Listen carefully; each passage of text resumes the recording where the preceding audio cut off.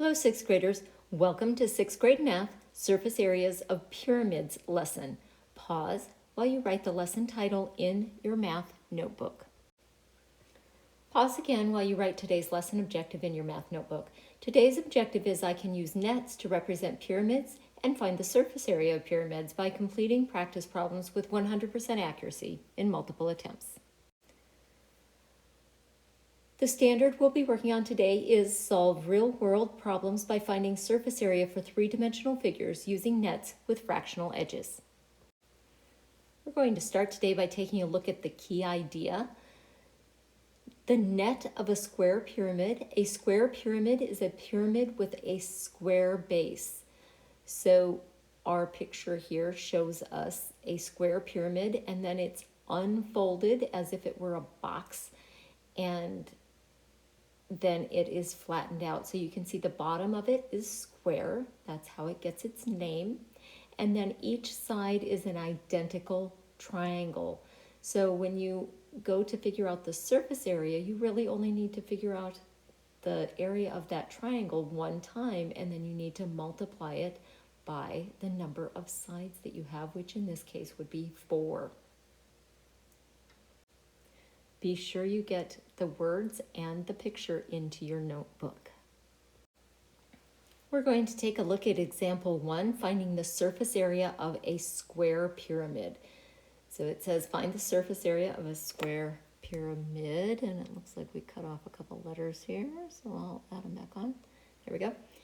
Use a net to find the area of each face. So when you are doing this on your own, you need to be sure you draw a net. Do not skip that step. And so what we're going to put into our notes is the first step is 1. We're going to find the area of the bottom of the pyramid. So the area of the bottom is 7 by 7. It's a square, so you know that the sides are equal. So 7 times 7 is 49. And then we are going to find the area of each side. So remember, your formula for area of a triangle is 1/2 times base times height. So the height of these is 10 meters, tells you that over here. And the base is 7 meters. So 1/2 times 7 times 10 equals 35. And that's for 4 of them. So the book has you adding 35 plus 35 plus 35 plus 35. If you wanted to, you could take 35 and multiply it by 4 and then add your 49, and that would work out the same.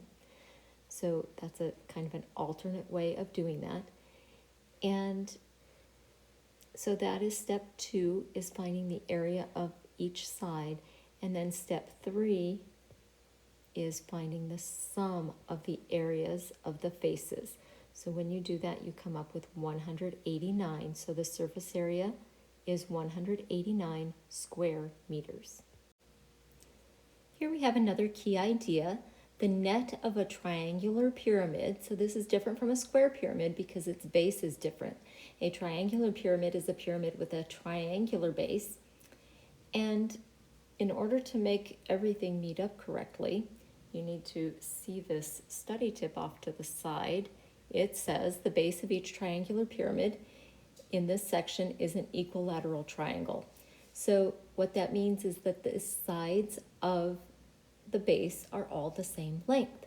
So they'll only tell you the side of one side, the length of one side, and that means that that's the length of all of the sides of the base triangle. So the picture shows you the pyramid all closed up, and then it shows you as if it were a box unfolding and then flattened out. So you can see that the sides of the triangle on the bottom are all the same length. That means it's equilateral, and then the 3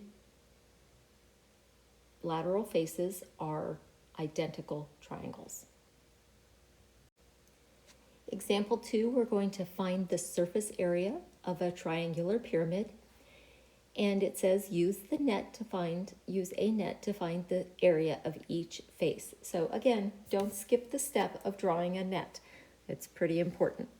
So our step 1 in our notes is going to be to find the surface area of the bottom. So we use that triangle formula.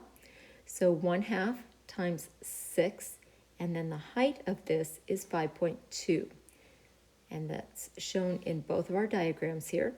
1/2 times 6 times 5.2 equals 15.6. So that is step 1, finding the area of the bottom. And then each of the sides are going to be the same. So you can do that step 1 time. So that's step 2. And it's that same formula. 1/2 times 6 times 8 equals 24. So that's step 2, is finding those areas of the sides. And again, if you would like to multiply 3 times 24 instead of adding 24 3 times, that's fine. And then step 3 is finding the sum of the areas of the faces. And when you do that, you get 87.6. So the surface area is 87.6 square feet. Remember, to complete the lesson, you need to be sure your notes are complete in your ISN, do your Google form questions, review the lesson if you need to, and complete your Big Ideas Math assignment in your Math Spiral notebook. Submit that when it is 100% correct, not before, and be sure to track your progress on your playlist.